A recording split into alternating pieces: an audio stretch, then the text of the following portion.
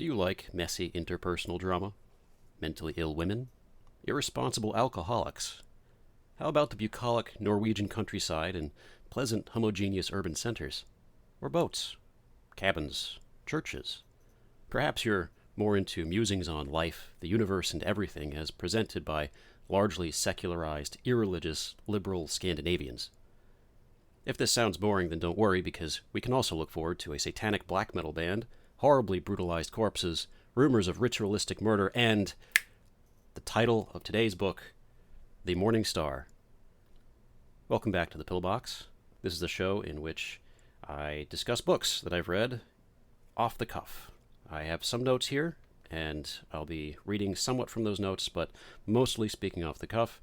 And it's all just books that I've come across that I think are worth talking about. Now, today's book is, technically speaking, not really one book. It's actually, at the moment, I believe, 5. I think it's over at 5. I don't really know. But from presently in English, there are only 3 available, and that is this one, which we'll be spending the first part of this piece talking about, followed by 2 more. And before we get into any of that, we should take a look at the author of these books. So, Karl Ove Knausgaard, hopefully I'm pronouncing his name right. He came to my attention back in the early 2010s because his name had been passed around some literary circles at the time. Back then, he'd written 2 novels and was finishing work on his autobiography, which is a little bit notorious. He is a Norwegian writer, relatively young, I guess. I believe he's in his early 60s at this point, so really not super young. Back in the day, when I first come across him, his autobiography was a 7-volume long, is that right? 6 or 7-volume long story named Min Kampf, My Struggle. Yes, I'm sure the allusion obviously is intentional, as one of those volumes is a lengthy discussion, I guess, on the progenitor of this particular meme, Adolf Hitler himself. I have not read that series of books. I have not read his autobiography. In fact, these books, the Morning Star pieces, are the only books of his that I have read so far. And I will say this, starting off, I liked them. I'm gonna read the rest of these as they come out in English, and at some point I might get to the rest of his bibliography here. Now, with the Morning Star, like I said, I believe it is 5 books, and I believe it's over at 5. I'm not totally sure, because the 5th book, I think, just came out in Norway last year, maybe? And I don't know the name of it. Presently in English, there are 3 available. The first 3, The Morning Star, Wolves of Eternity, and The Third Realm.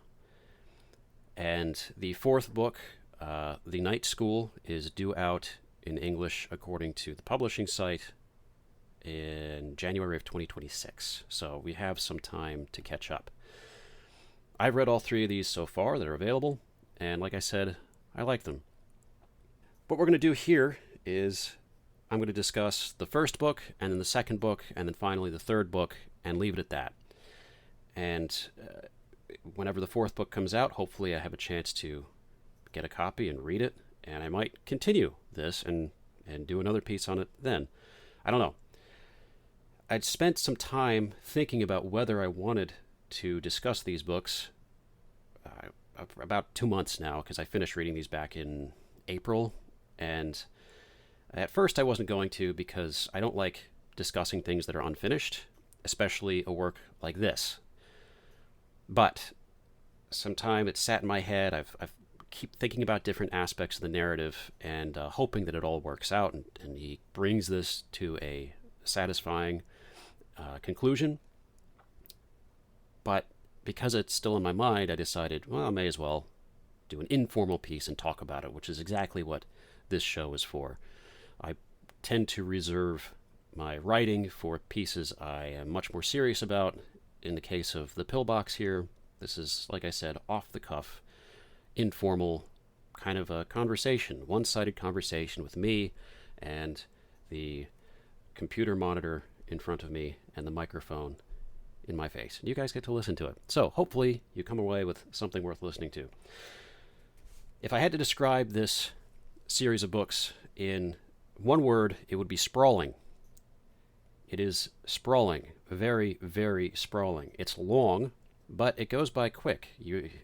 Knausgaard's style, at least in this translation, which I'm sure is part of his style too, is very pleasant, I guess. It's not a terribly demanding style of writing. He writes intuitively. One of the things I actually appreciate a lot about his style is he writes in a way almost as if the whole book is written from first-person perspective. There's maybe a handful of places where that's not the case, but it's written primarily from a first-person perspective, and it's written not like a diary. It's written almost stream of consciousness-wise, but also split up enough grammatically that you can follow it without too much of a problem. We're not talking about James Joyce here. We're talking about a very accessible, one thought leads to the next thought leads to the next thought type of narrative, which is, it goes by quick. Most of these characters are, even though they're highly educated, most of them, and even though most of them are of a upper middle class background and consider themselves to have profound thoughts, he does a good job depicting these characters in that way, where they really think they're smart. They really think they have it going on. And from the reader's perspective reading it, it's just like, these guys aren't the smartest chips off the block here. But I appreciate that, because writing it that way, where you can kind of fall right in line with the characters and are along for the ride inside their heads, that's trickier to do than some people believe. Oftentimes writers will do that kind of thing, and you'll be taken out of the experience because people don't do certain things certain ways, people don't think in certain ways, and you never get that impression with these books here. Knausgaard does a good job with that. You can tell that he's very experienced writing this way, and not just writing this way, but also thinking about how he thinks, thinking about how other people think, and how other people talk, and their motivations for doing things. He drops you into these characters. These characters are all very different from each other too, by the way, which again is a testament to his style, his method. So what I'm going to do with The Morning Star is, I don't have a chapter by chapter summary set up. I'm not going to do that. I'm going to, in fact, the only notes I really have typed up are the dramatis personae of these characters, of these stories, to keep all the characters straight. While I'm reading it, I admit I did have a little bit of a problem keeping some of these characters straight, just because of my unfamiliarity with Norwegian names. So some of the names, I just didn't know which character this was, but that went away pretty quick. We'll get through some of that, and then after that I'll do the same thing for The Wolves of Eternity, and then the same thing for The Third Realm, and I'll discuss how these things all fit together. All right. The Morning Star. All of the action in this book takes place over the course of mostly just 2 days. However, one of the characters' narratives begins a little bit earlier by like a day, so it's technically, I guess, 3 days, but that first day only really applies to one character, and it's also out of order. So the book begins with Arn. I believe that's how it's pronounced. He is a drunk professor who is a literature professor, married to Tove, a character that is important in this book and becomes very important in The Third Realm. She is insane, like legitimately serious mental, psychological problems. Not uncommon for her to have hallucinations, seeing things, hearing things that aren't there, tortured by certain events of her past, some of which we learn about, some of which we don't learn about. And Tove, Arn, is married to her. Arn's the subject of the first chapter, and he returns as the subject of several chapters later on.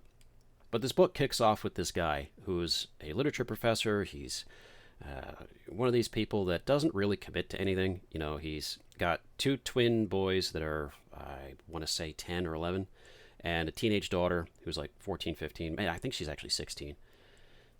And the family is spending some time away from the city where he teaches at the university in a country cabin that they own. I believe it was his parents' house or something like that. But it's a country cabin that they own. His mom isn't that far away. She comes in and checks on things, the family and stuff like that. And he has a friend named Eggle, who's their neighbor. But being the country, the neighbor's pretty far away. It's inobtrusive. Close enough to walk to, far enough that you might want to take a bike or drive instead if you could. Arn is... All of these characters are interesting in spite of themselves, because when you really look at these characters, they're not... On paper, they don't seem like they should be particularly interesting. But because you spend so much time in their heads, and because this narrative takes so long to unfold, you spend a lot of time with them. And Arn's one of those characters who is kind of funny because he's so irresponsible. But there's aspects to him that you're like, yeah, I can kind of see. I can kind of see some hope for this guy. Most of these characters are like that. All of them are despicable in some way or another, but also all of them are kind of likable in some other way, which I don't know. I kind of like that. I can understand why some audiences wouldn't like that, but I kind of like that. It's realistic. It's kind of true to life. You can imagine meeting these people, which is one way of writing, and Knausgaard does it well. So, anyway, it begins with him. He's fed up with his wife. He's mildly fed up with his life. His wife really annoys him because one day she'll be fine, and the next day she'll be like a lunatic, just crazy. And you can tell he's doing his best patiently to put up with it. The most notable part of the chapter is he's gifted a bottle of whiskey by Eggle, and he drinks the whole bottle over the course of the day, and then decides he wants cigarettes, so he hops in his car and drives drunk to the supermarket to get some cigarettes. On his way back home, he crashes his car. Which, I thought that was rather funny. And then the next chapter brings us to Catherine. Catherine is one of the least likable characters in the book. She is a Lutheran priest for the Church of Norway.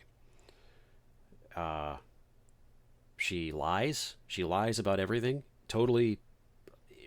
She makes inconsequential lies, too.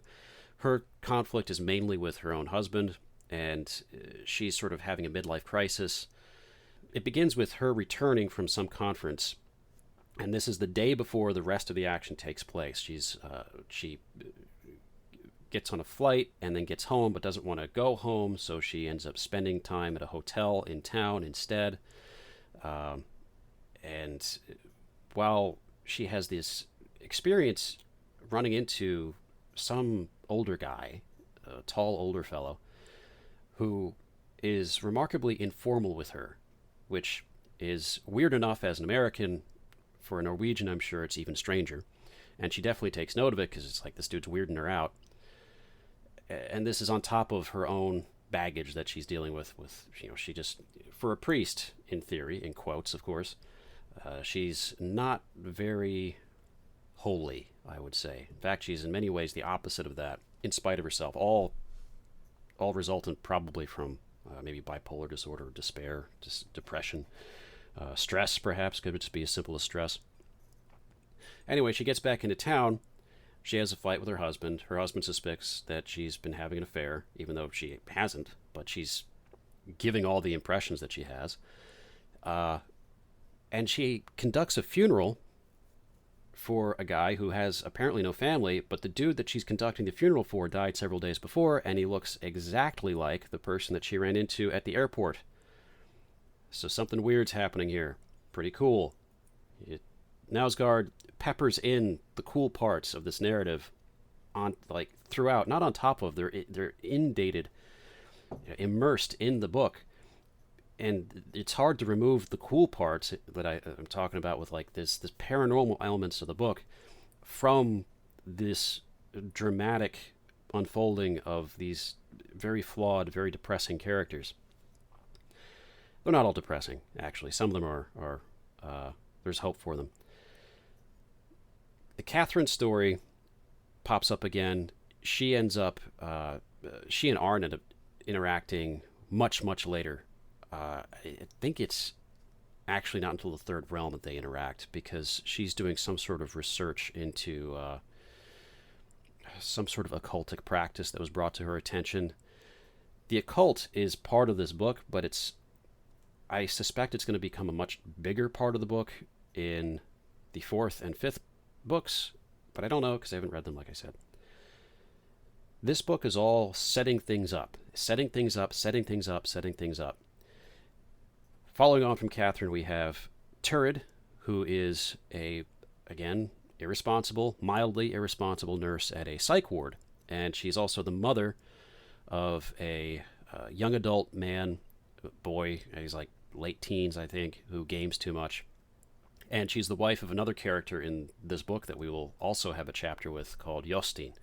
And Jostein's a trip, man. That guy, wow.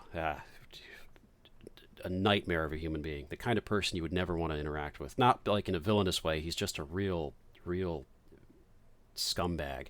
Ultimate scumbag. Like I said, everybody in here is despicable. Jostein's probably the most despicable. However, there's a cool twist for him at the end, which redeems his character to some extent. Anyway, Turid has a whole sequence where she ends up losing a patient who just like bolts and runs out of the hospital. It's not a hospital, it's a care facility, into the wilderness, and so she has to go out after him. He bolts because she's doing something she shouldn't be doing. She's addicted to pills, and she's basically pilfering some pills at the time that he leaves, so she's responsible for going after him. And when she goes after him, she goes to the wilderness and is like, I'm never going to find this guy. And she stumbles upon what looks like some sort of the remnants of a pagan sacrifice, of burnt offerings in a clearing with what's the remnants of a fire, and like ritualistically arranged. And then this creature comes out of the woods that's got like horns on it. It looks like the shape of a man, like an orc with little horns on it. And she notices that the patient that she's running after has run to that creature, and it's like the creature and the patient exchange some kind of knowledge without talking to each other, and the creature leaves, and she's scared out of her mind, but she's able to get the patient to come back, and everything's fine. Sure, yeah. Wild, very wild thing. It seems to come out of nowhere. He does this, does a good job of putting stuff like this as if it comes out of nowhere. Next character. I'm presenting these characters out of order. Only Arn and Catherine's chapters are in order. These I'm just reading off the cuff here. So let's look at Turid's husband, Jostein. He is a journalist. He is a serial philanderer. Doesn't seem to care much about his wife. Severely alcoholic. Like most of his chapter is just over the course of one night. And he's got two chapters. The second chapter is in the second day. He, over the course of this night, he's clearly unsatisfied with his job. He used to be a reporter of some renown because he broke a story about a satanic black metal band back in the day. And he ended up, because somebody had gone missing, and he cooperated with police, and this article did well, but he was punished by his agency, whoever he works for, the paper that he works for, and was stuck doing art critic stuff for the paper, which he has no interest in and doesn't care about. So he ends up interviewing this local artist, this attractive young lady, who's very full of herself, but also hates journalists and hates him. And needless to say, they end up sleeping together. I guess you could call it that. It's rather awkward. But before that happens, he spends the entire night just going to different bars, getting completely trashed. And then he has these spells of fainting. And the fainting, he chalks it up to a medical condition, which is perfectly reasonable given that his lifestyle is so bad. But they're not exactly fainting spells. The one that he experiences the first evening, he collapses and then pretty much has an out-of-body experience. And when he comes back to awareness, he has no idea what just happened, and it thinks some time has passed when it hasn't. It's pretty much only just been about 5 or 6 minutes. Well, the next one that happens is later on. The next one that happens is the following evening, and that's where he starts to have this turning point in his life, and that's really the end of the book. That's the very last chapter of the book. We'll get there. Before we get there, we'll continue on with some of the other characters. I mentioned Egil before, who is Arn's buddy. It's also Tov's buddy. Tov has this manic, I'm not even sure it's really infatuation with him. I think Tov just wants to destroy everything in her life and is considered using him to do it, and Egil fortunately doesn't engage with any of that. We see that exchange happen in the third book, but for now it's only alluded to, and Egil has a great deal of sympathy for Arn. He likes him, he likes hanging out with him, but Egil's mind is always in the clouds. This guy is an eccentric layabout. He filmed a documentary about a metal band, the same black metal band, as it turns out, that has gone missing. We'll get there. But he filmed this documentary a number of years ago and tinkered with it and ultimately never released it. He's known for being an investigator in his own way. He can afford this lifestyle because he inherited a great sum of money and then just doesn't have to work. And so he just does what he wants, which is mostly, like Arn, basically nothing. He doesn't commit to a whole lot of things. One thing he does do that Arn doesn't do is he does seem to have a better hold over his impulsiveness and over his desires. He may not even have any desires. He's very much sort of a blank person. And he's so just invested completely only in himself. So at some point, his estranged son, is sent to live with him for a couple of weeks. This is the beginning of that period, because his ex-wife has some business thing going on. She has to leave town, and usually they coordinate this ahead of time, but she basically phones him and is like, your son is on the plane, you better go, or on the bus to you better go pick him up because I'm leaving. I'm going to be skipping town for a bit to pursue this professional thing, and I can't look after him. And he's really just not happy about this whole arrangement. His son doesn't particularly like him either, but his son's also like a teenager, and they barely see each other. They don't see eye to eye at all. Dysfunctional. Unpleasant, perhaps, to read about, but yeah, it's life, I guess. Moving on, we have Emil. I don't know the point to this character. His chapter is very, very short, and I wonder if he was written impulsively during the process of writing, and Knausgaard never found a use for him, or if he's going to have some purpose later on down the road.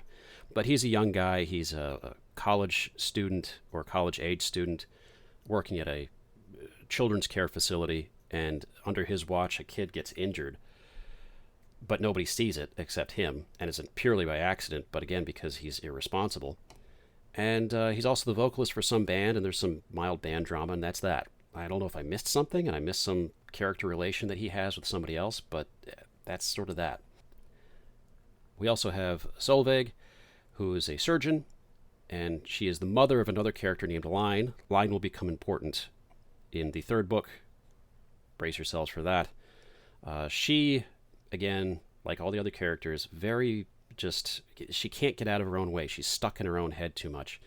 And she encounters an old classmate of hers from high school in the surgeon's ward, and they have some pleasant exchange. You wonder if maybe there's going to be some romantic thing there that happens. Spoilers, it doesn't. They go their separate ways, and nothing ever comes of that, but it's just an interesting kind of way of referring to, interesting way of introducing that kind of thing. We have that sort of thing happen in real life all the time. Well, somewhat all the time. Just somebody out from our past will suddenly show up and then just disappear again. It's like, okay, well, that was that. The weird thing that happens with her is toward the end of her segment, there is a horrific bus accident that happens somewhere in town. We never see the accident, but it's a horrific bus accident. The hospital gets loaded up with a bunch of people who have been in this accident, and many of them have sustained injuries that should have killed them. but they haven't killed them. These injuries haven't killed them. They're still alive. They're comatose or unconscious, but they're all still alive. Their hearts are beating even when they shouldn't be. And that's pretty weird. And the last two characters we have to introduce here are Iselin, who is a high school grad working at a convenience store. She encounters a school teacher who invites her to have dinner with him, which, seems a little inappropriate, but, she's legal age at this point.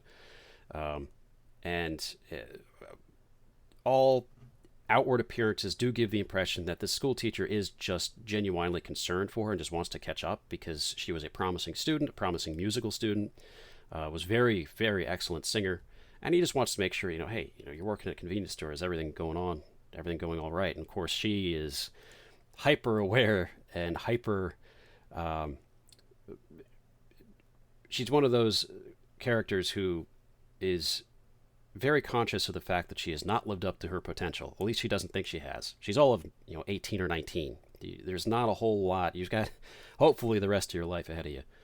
And needless to say, she's suffering from that kind of failure to live up to potential, that feeling of it anyway. On top of this, she suffers from hallucinations, which is weird for her because she doesn't usually have hallucinations. And some of these hallucinations are pretty severe, like the roof of the place that she's at one point.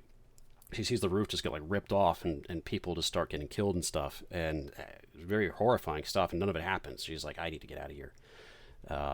And then she is living she's living alone, but the place that she's living is she's renting a room from a couple who are vacationing in the Mediterranean someplace, who are very far away, but she's sort of watching the house for them. They trust her. She's paying rent, I guess. And when she comes back home, there's a guy who is screaming outside of her house after she's gotten in. He comes to the house and is screaming. He's losing his mind. He's not in a state, and he's yelling for mom. And so he's a young adult. He's probably her age. She calls up the family, being like, I think your son's here. It's like, our son? I haven't talked to him in a while. What's going on? It's like, well, she ends up unlocking the door, and he comes in, completely ignores her, goes straight to his room, starts freaking out, and she's worried that he's going to attack her. He doesn't. And then he disappears. He's just gone. And at first she thought it was another hallucination that hit her, but it turns out it wasn't, because there's physical evidence of him having been there. But he's just gone. Well, she calls the cops. This comes up again in the third book. And the last character, who's more consequential than poor Emil, is Vibeke, but she's also not super important from what I can tell. She is a young stay-at-home mom who is married to Helge, who is a famous architect, older guy in his 60s. She's 29, 28, married half his age. Good for him. And they've got a daughter, I believe, a very young child that she stays and takes care of, and he works as doing his architect thing, making plenty of money because he's good at his job. He's very well known for it. The important part for that segment of the story is that while she is home, she is contacted her brother-in-law to help get birthday preparations for her husband set up. And when she is at home, they live in a condo unit of some sort. She goes down to the storage unit for the condo that's down in the basement, like the parking garage area, and discovers a guy who's losing his mind, young man who's losing his mind and is a stark raving mad. And so she locks him into their storage unit and calls the cops. This again comes back up in the third realm. Like I said, the Morning Star is all set up. It's all set up, and it's 600 some odd pages of setup. To return to Jostein for a minute, because he ends the book. Jostein and Turid have a son, like I mentioned before, who's a young-ish guy and gamer, and you find out he attempts to kill himself. He attempts to shoot himself in the chest with a shotgun. Only, for some reason, he doesn't die. And Jostein gets this call from Turid to come home. This is while he's on his. This is Yostein's been given the chance of a lifetime as far as a journalist goes because he still has contacts in the police. Well, a contact in the police department, and the police have stumbled upon a crime scene that is beyond belief.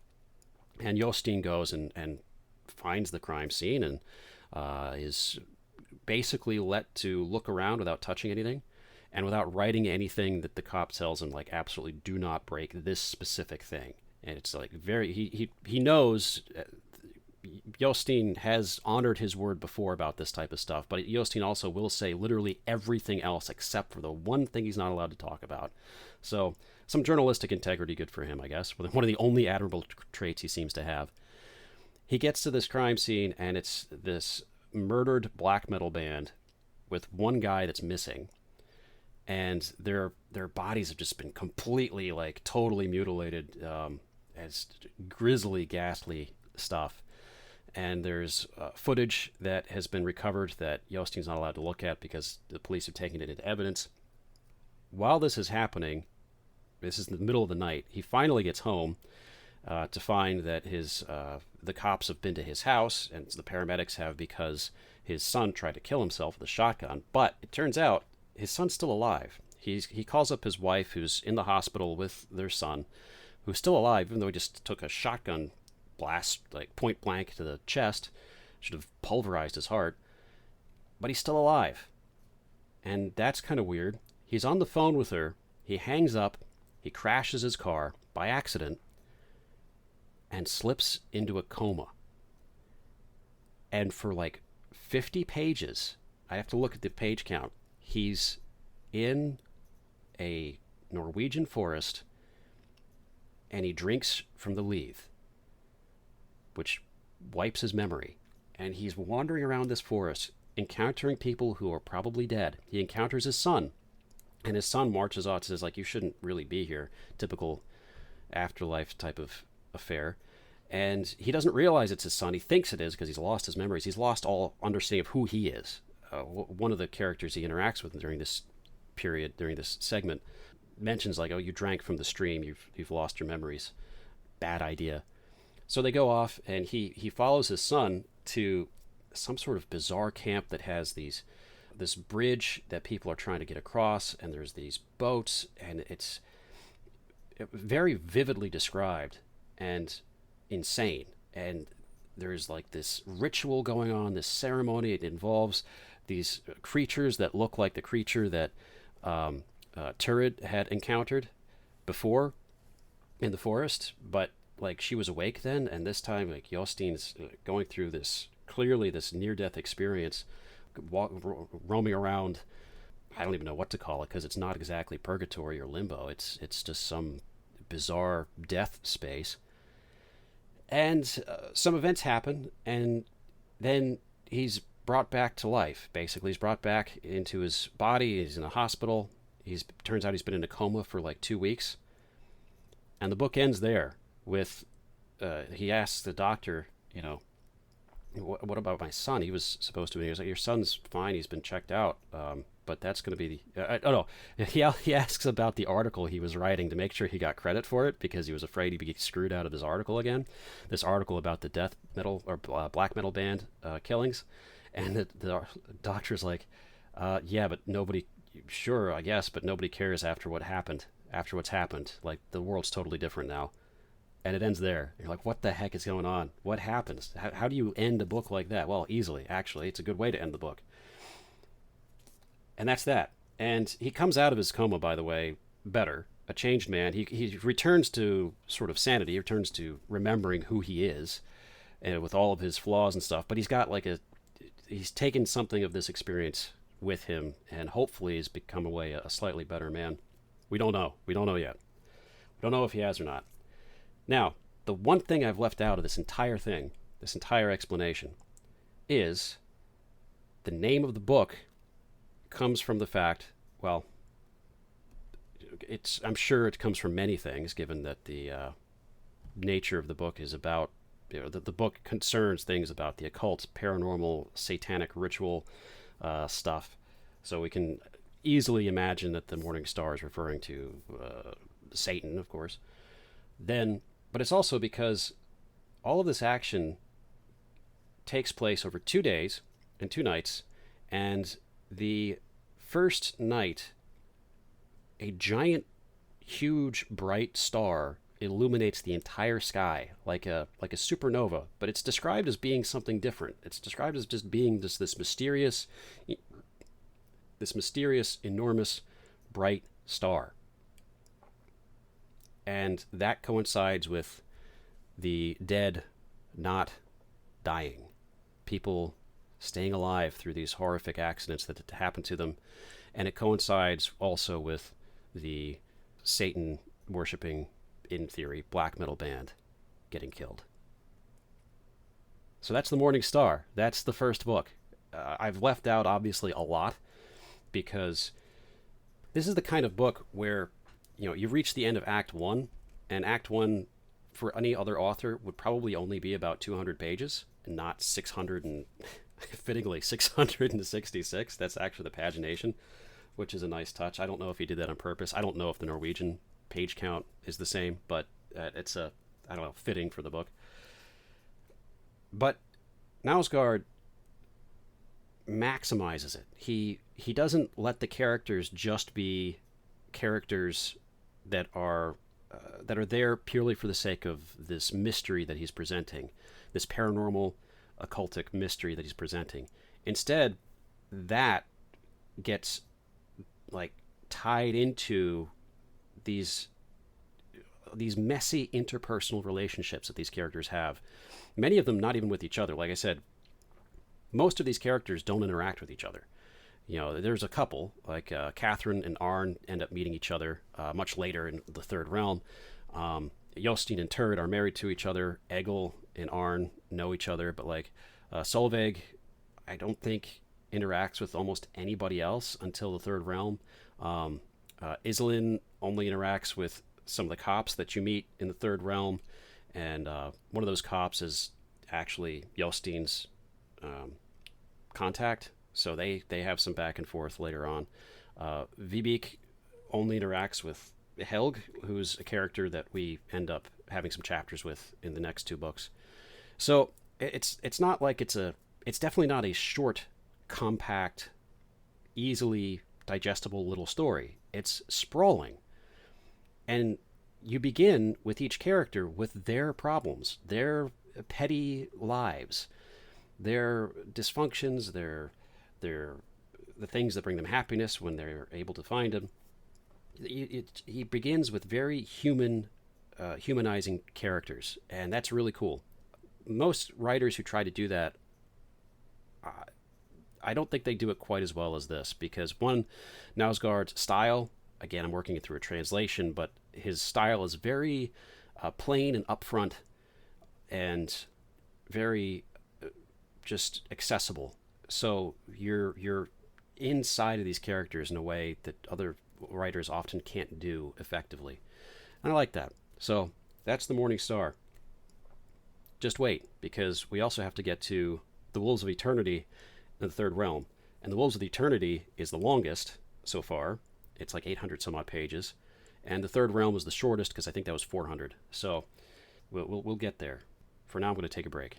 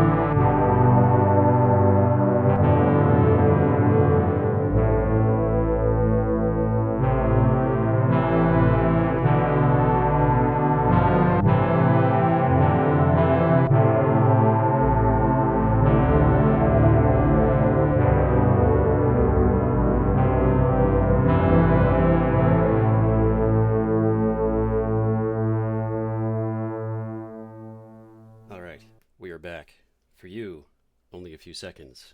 For me, a couple of days.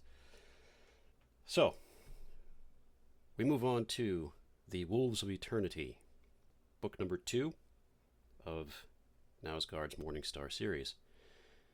Of the 3 that I've read so far, this is certainly the most puzzling, without a doubt, in terms of what it's doing here, I think. What do I mean by that? In the Morningstar, you have a rhyme and reason to it. There is a direction that it's going, even though you can't immediately identify it until roughly halfway through the book. And things are making sense for the most part. And it's all fairly orderly, fairly structured. Sprawling, but fairly structured. All of the action takes place over the course of 2, technically 3 days.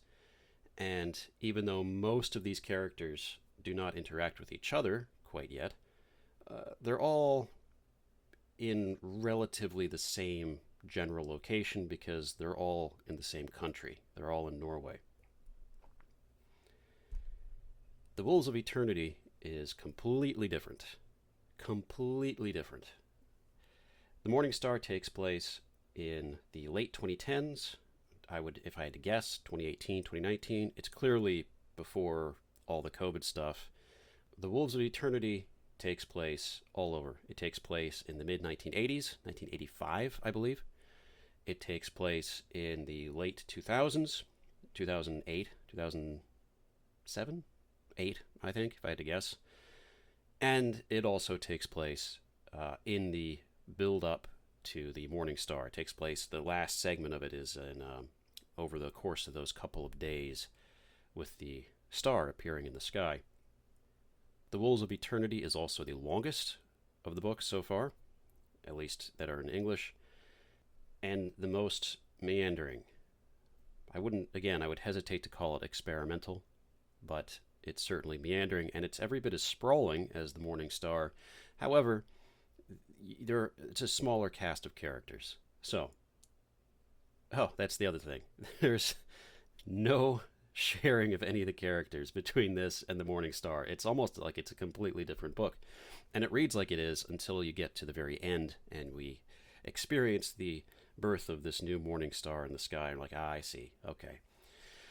So, I say it's a completely new cast of characters. There is one character that is shared. However, this one character is not even somebody who's a narrator in the Morningstar.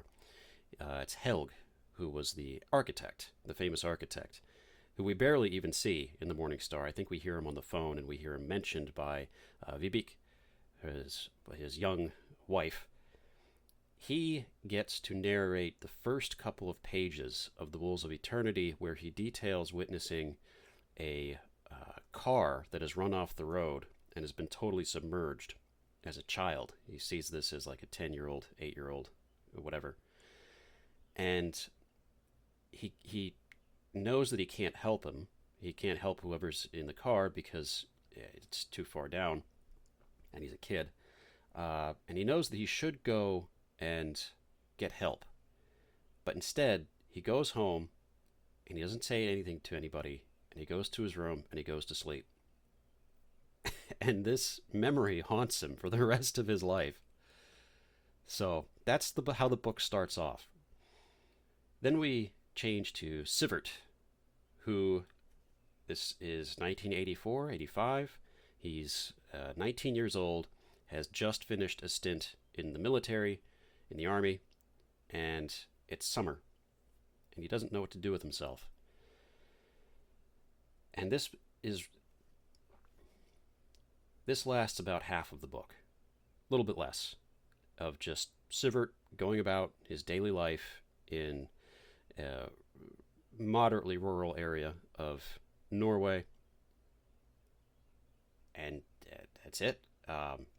But that's not really it, of course, because we experience all sorts of Sivert's internal monologue, his thoughts about things.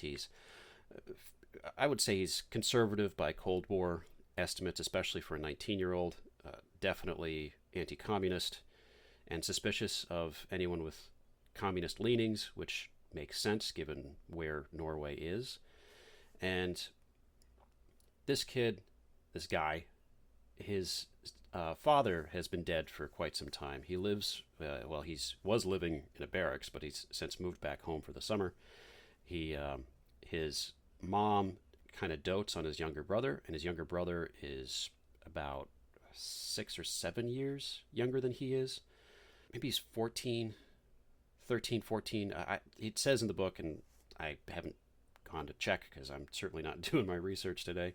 Apologies. But he's significantly younger, but not like a young child. He's still in school, in junior high school, so I guess maybe 12, where they're old enough to share experiences together, but the age gap is large enough that Sivert kind of feels like he's been a almost like a surrogate father for his own brother, because their dad passed away in a car accident quite a number of years before. That car accident, described by Helg in the beginning of the book.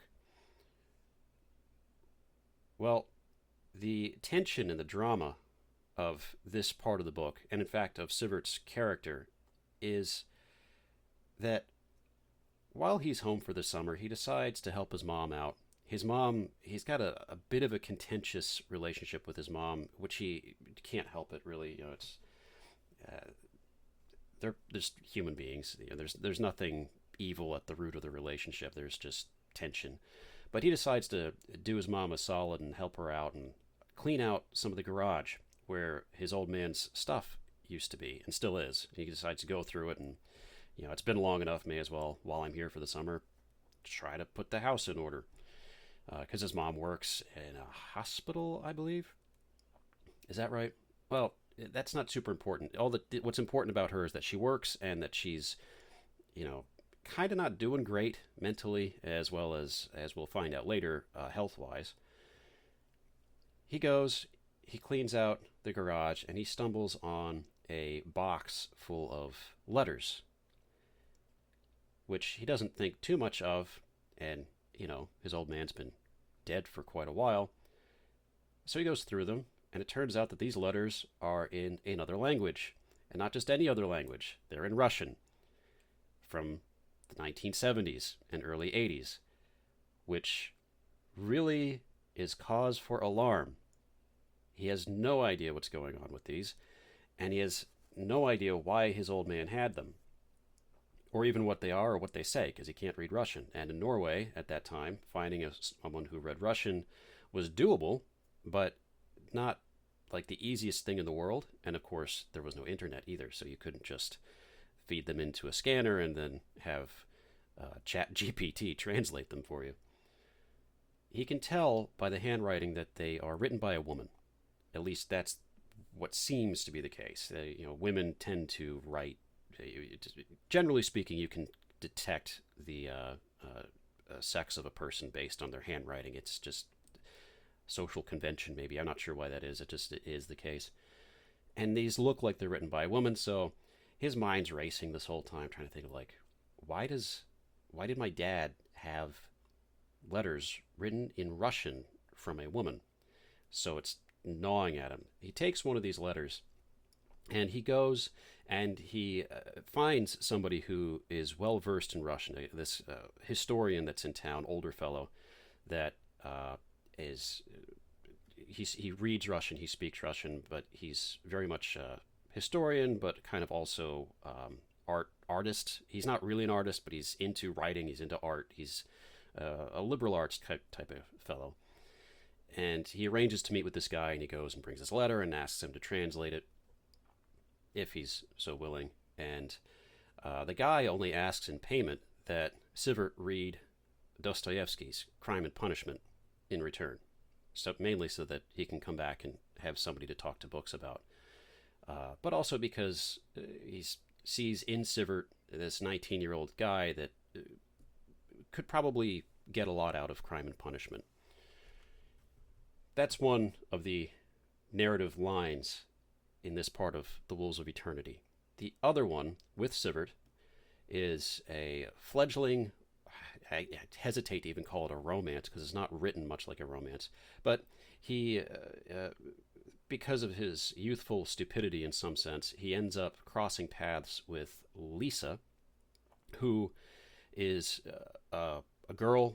Is last year in high school. She attends an all-girls school in Norway, nearby, and he gets into a scuffle inadvertently with her boyfriend, who turns out not to really be her boyfriend. They break up almost immediately, but they keep crossing paths, and he's like just smitten with her, and she doesn't really get him. She's like, "What? This guy's kind of weird." But they eventually hit it off, and the concluding part of this part of the story, the last part of Sivert's narration, the last part of Sivert's narrative here, at least, until later in the book, is she comes over to spend the night, and he doesn't do anything.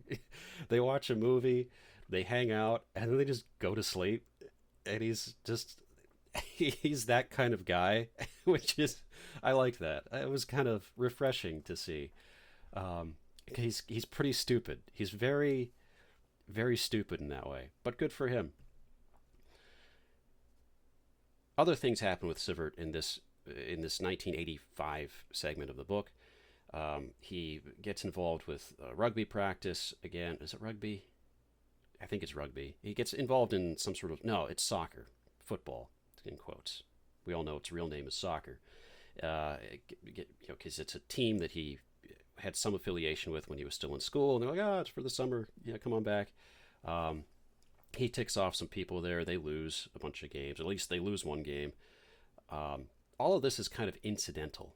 There's not a whole lot of apparent substance to this part of the book, because all of it's kind of running incidentally. Much of all three of these books is comprised of these incidental kinds of events that just kind of happen. They just transpire, and you get some commentary on the inside of the characters' minds about what's going on. That they'll connect back and forth to different things. And in Sivert's case, he connects it back, a lot of it, to politics, and then every once in a while some mild presumption about God, the universe, everything. But it's very rare for him to dwell at any length on these things. Usually it's only when he encounters memories of his father and tries to determine what he's going to do with his life.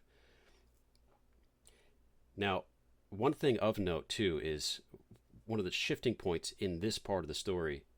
He encounters his father in the laundry room of their house in a dream, but he doesn't really feel like it's a dream. And some words are exchanged, and then the father, his dad, walks out the door, and this has a profound effect on him. He discusses it with his brother. He doesn't talk about it with his mom. His brother, is young, but his brother's very, very intelligent, planning to go to college, that kind of thing. But very little comes of this until later in the book. To pick up on the previous thread that I dropped off here, the letters. He gets this first letter translated, and it turns out to be a love letter from a woman in Russia. There's no, he can't find a return address. Even if he could, it wouldn't matter, because there's no way he's going to Russia at this point in his life. The Iron Curtain is very strong. Nor does he particularly have the interest in traveling to Russia at this point in his life. But what he can't figure out, he can't wrap his head around, is his dad never struck him as the kind of person who would commit infidelity. And this woman, in the letter, it turns out not only was this woman in love with his father, and apparently was reciprocated, this woman even had a kid with him. So he's got a sister, a half-sister out there in Russia that he has had no knowledge of for his entire life. According to, now he doesn't bring this up with anybody else, and he doesn't bring this up until way after, but he discusses this, or he asks around a little bit about what kind of impression that his father had made, because, when you're a kid, maybe you've got a different impression of your father than his contemporaries would have.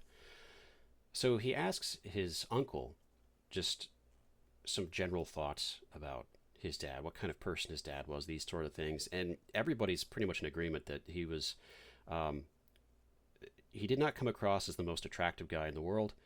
He was very staid, very reliable, um, just kind of a guy, you know. And if I remember right, he worked doing something involving like aircraft radar. Maybe I made that up. I don't think so. I feel like it was some sort of technical field, and he was apparently good at it. But that doesn't explain anything about the letters. It doesn't explain who this woman could possibly be. It doesn't explain how they could have even met, because Russians in this point in time weren't exactly vacationing in Norway, and neither were Norwegians vacationing in Russia. So there's that mystery. There's also the mystery of maybe there's something that seems to be there that isn't there, but that turns out not to be true. There's definitely something there. He does have a half sister in Russia, and it also got Sivert thinking, because one of the letters also discusses the possibility of his father, who's also named Sivert, eloping, just leaving, abandoning his family in Norway to go live with her in Russia. That's never completely substantiated, I believe, because people can write things and it doesn't necessarily mean they're going to happen. But it is still further developing this very strange mystery of who Sivert's father actually was. And unfortunately, because the series is unfinished, we don't know. That's still unresolved about what's going on here. But those are, I think, the important highlights of Sivert's part in the beginning of the first half of this story. I'm going section by section for this for this novel because there are fewer sections. In the Morning Star, there was like dozens of sections, and each narration took at most about 30-40 pages out of a 600 some odd long page book. The Wolves of Eternity, Sivert's part here, that takes place in 1985, is like 400 pages. It's, again, half the book before we switch to the other half of the book. The other half of the book, after we finish Sivert's stint in the 80s, we switch over to a Russian truck driver named Yevgeny. Apologies if I'm... Now we're getting into more Russian names, so apologies if I mispronounce any of them. I'm not completely certain what this section was for, other than to introduce Yevgeny. It takes place... I'm pretty sure this also takes place in the 80s. It's a little hard to track down, but it's just detailing...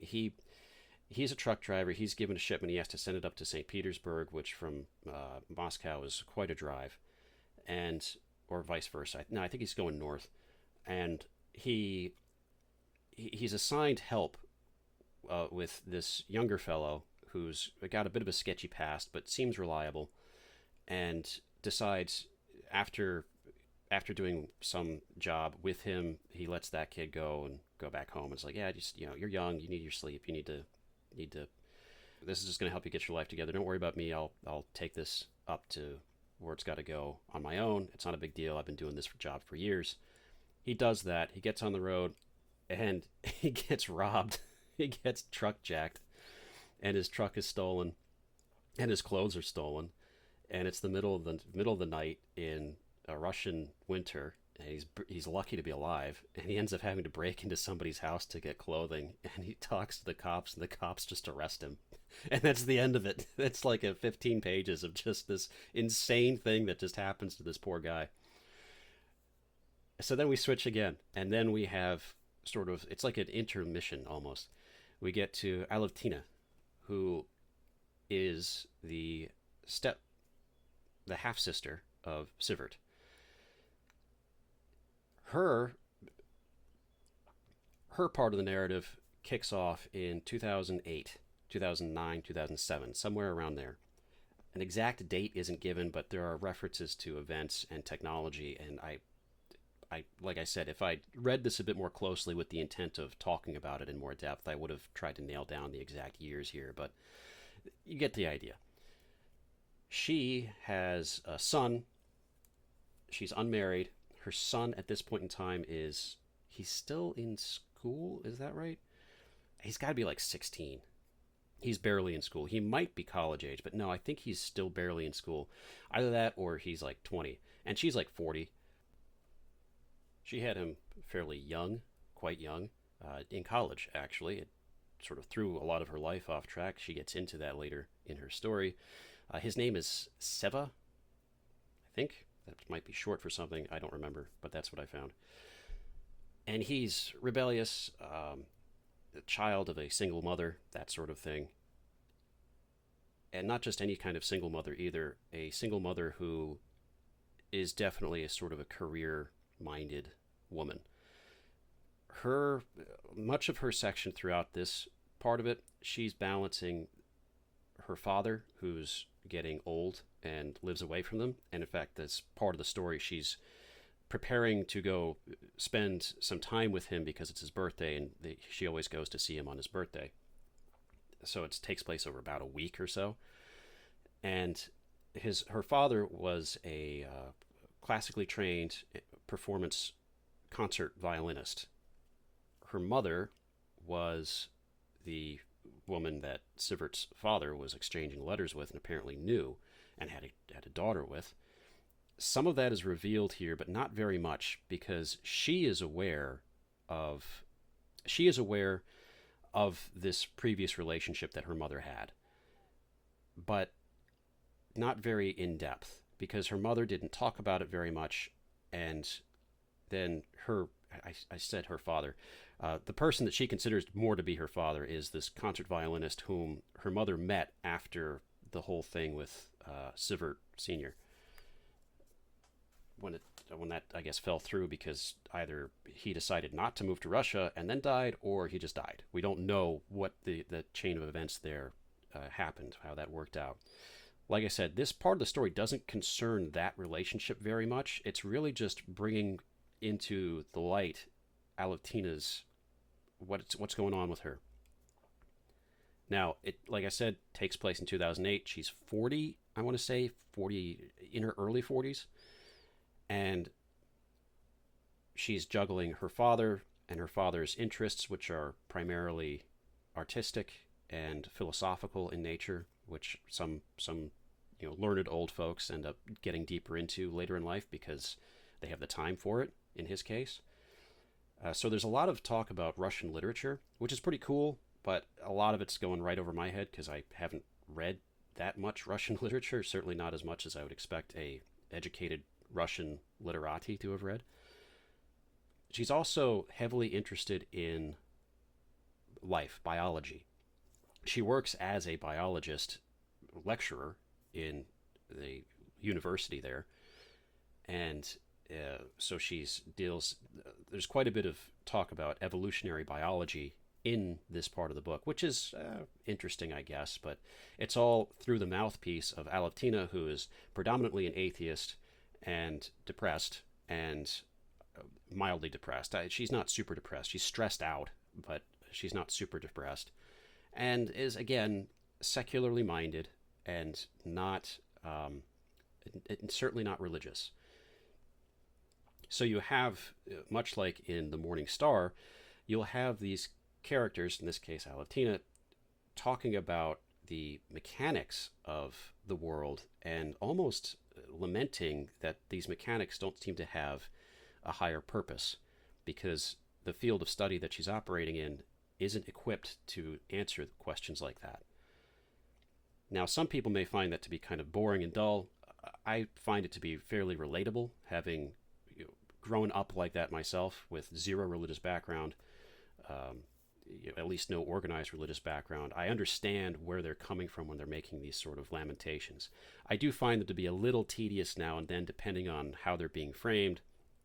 In The Morning Star, with the Catherine, with the Lutheran priest, having similar borderline lamentations, I thought was extremely silly, but I also thought it worked well for the story because it is presenting the Church of Norway and that aspect of religious faith is effectively a dead end. If there's anything worthwhile to be found in it, it's almost working in spite of that particular religious institution rather than because of it. At least that's the that's what I got out of Catherine's stint in the Morning Star, and later again in the Third Realm, as we'll get to. In the case of Aleftina, she doesn't really have any particular religious background or upbringing that we're aware of. Uh, and there's also the social element of um, Russian culture that she grew up in during the Cold War, and the subsequent chaos that unfolded, social chaos that unfolded after the fall of the wall, after the curtain came down and the Soviet Empire ceased to be, and the Russian Federation took its place. And then she's sort of getting along okay in here, but it's clear that she's unhappy with her job doing this biological work.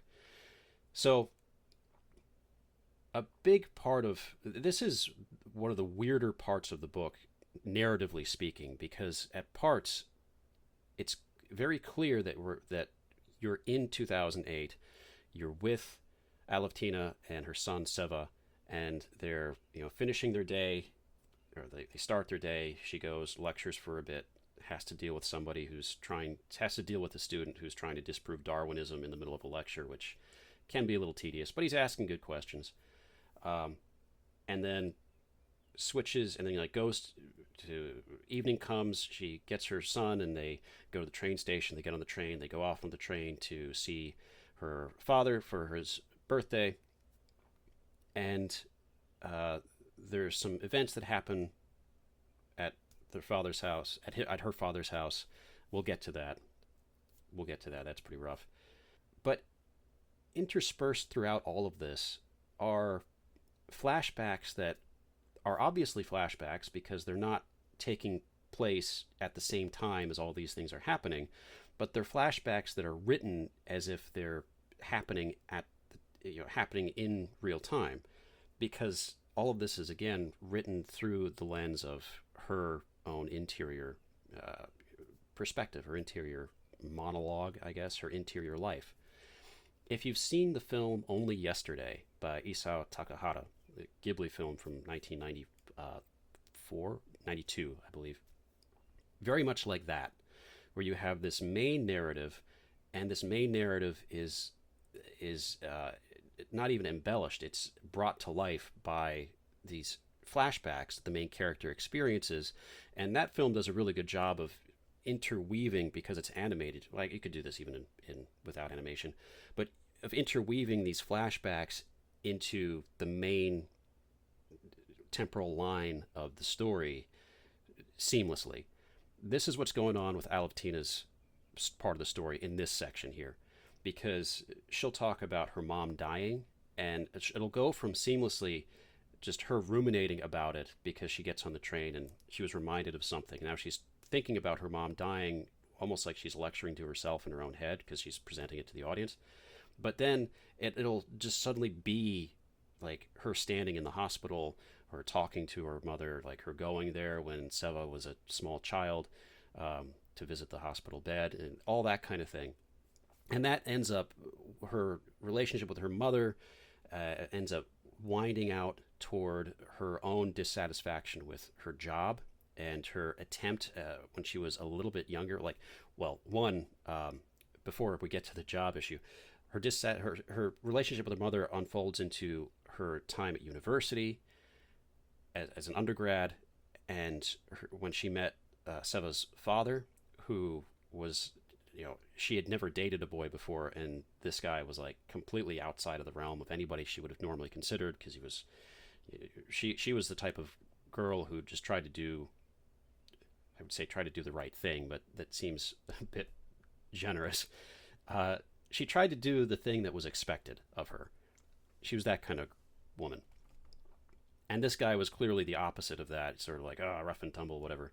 But still a university student, very full of himself, and they at least their bodies got along like peanut butter and jelly. So they got along really, really well, but their personalities eventually did clash very heavily, and eventually he just took off. He took off, I think it's in the book that he took off right before he found out that she was pregnant, but she already knew, or it was right after that. It depends, but they pretty much never saw each other again. And she decided, thankfully, to not have a pair of forceps rip Seva out of her, and instead raised him and did her best. She stayed in school, she finished her degree,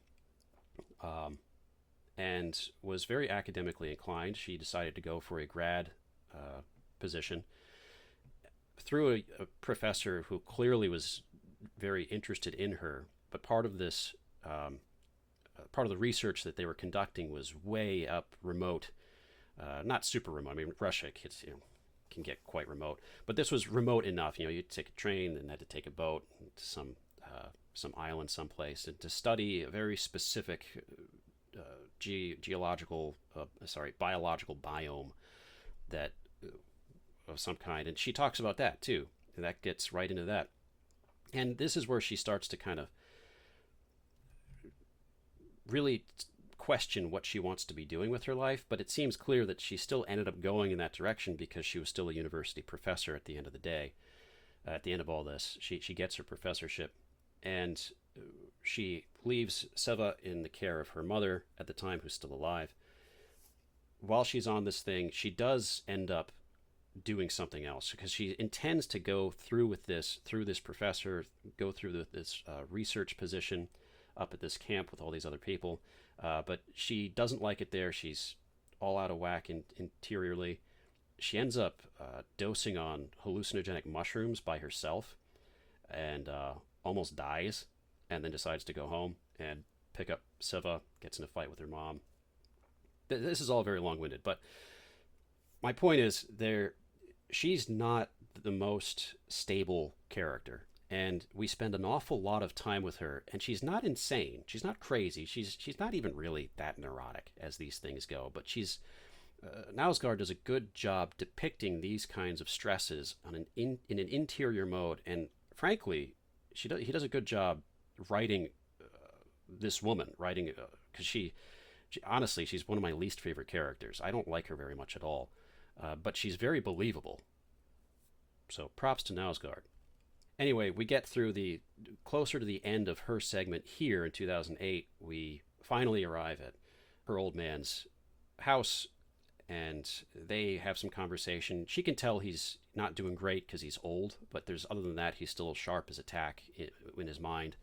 And he seems lonely, but again, realistic. Seva ends up going out in the evening and partying, and then bringing a girl back to his grandfather's place while the old guy's asleep. And she finds her, and they meet in the kitchen, and the girl's already suddenly kind of awkward. Just like, oh, maybe I probably shouldn't be here. And Seva just really makes a very strong, rebellious point and gets up in his mom's face. He's drunk. So yeah, he's not 16. He's got to be like 20. Big conflict occurs, and Alevtina folds. After all that happens, she kicks him out of the house. The next day, she kicks him out of the house. They have a big fight, and that's where her section ends, on a bit of a sour note. Then we switch gears. One of Alevtina's long-standing relationships, friendships, is with a woman named Vasilisa. She is a writer. She's a relatively eccentric. She's often a recluse, and the two of them have the kind of friendship where Vasilisa will be out of contact for a long period of time, and then just suddenly show up and just hang out for a while, and then again go out of contact for a while. She's been working on a book, which is the name of this book, The Wolves of Eternity, which has to do with immortality, studies of immortality, the interests of not just transmigration of souls, but actually preventing that from happening in the first place and just having people live forever. And now we see how this connects to the Morning Star. Slowly. She presents some research on writers like Tolstoy and Dostoevsky. Tolstoy in particular, his friendship with Fyodorov, the philosopher who believed that there could be a way to make human beings live forever.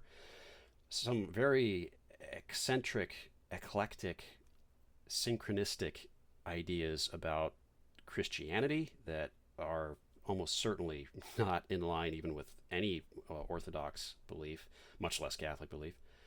But she gets her own section. So she's introduced in Alevtina's narration, and after this conclusion of Alevtina's narration here, we get her side of some things, and it's really just her talking about these things of immortality and her this manuscript that she's been working on called The Wolves of Eternity, which is all very interesting. I'm not going to get in depth with it because it is dry and relatively boring, but you do get a really cool narrative about the end of Tolstoy's life, which is cool. So we move on from her back to our old man, our old friend, Sivert.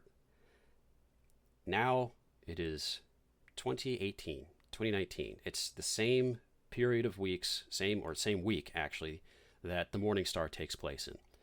I forgot to mention, Sivert ends up getting a job towards the end of summer in his section of the narrative as working at a funeral home, transporting corpses, basically. Well, he's stuck with that job, and it's turned into a whole career. And when we meet back up with him, he owns a chain of funeral homes, and he's been, turns out, quite successful. He actually likes the work a lot.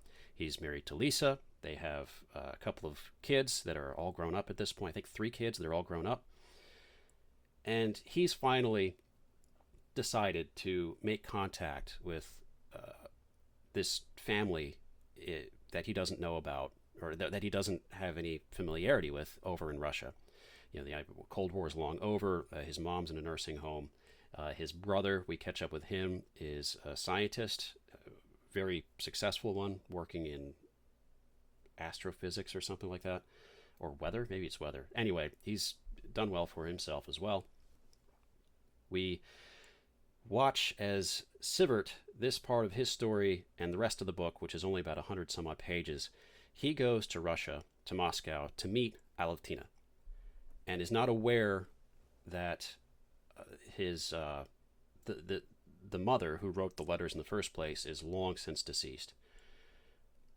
He and Alevtina don't really get along, but they try. Knausgaard does a good job depicting a very different cultural sort of transplantation. The two of them have these, like, their social cues that are very weird. They're also very awkward around each other because they're siblings, but they've never met before. But they do the best. They get along. There's some emotional highs and lows. And to tie this back into the Morning Star, while he's in Russia, the star appears in the sky, and he ends up witnessing a robbery of a jewelry store as he's going back to his hotel, where somebody gets shot in the chest with a shotgun, and he applies first aid, and he talks to the cops about it, and they send a guy to his room the next morning to just re-verify everything, and he finds out that everybody survived, which is weird. He also gets a weird call from the guy that is running the funeral home that he usually runs while he's out, and he's just like, we don't have any people. There's nobody's dying, which is strange. So Sivert, while he's in Moscow, also phones one of the other big funeral home operators in the area and asks them, have you gotten any new bodies lately? And the answer is no. It's like, that's kind of, what are the odds of that? He talks to his brother about it, who's a smart guy, and his brother's like, yeah, this is weird. I guess it's theoretically possible, but it seems extraordinarily unlikely. And much like The Morning Star, this book pretty much ends with all of this. It just ends right at the cusp of where other books would start, but not for Knausgaard. All of this is all still set up, which I find fascinating. So that's more or less the summary of the book. As far as my thoughts on it, I would say of these 3, Wolves of Eternity, it felt like it dragged in some parts. And that's probably because I did not particularly like Alevtina, even though she was a well-developed character. I just find she was developed enough that her personality was grating. She's got the personality type I just do not like at all. I also forgot to mention there's another brief stint with Yevgeny here, the truck driver, much later, much more contemporary, like 2010s or so. He goes in this to, actually it has to be 2018 during the events of the Morning Star, because he is tasked with transporting a cryogenic tube to a facility that specializes in cryogenically freezing people.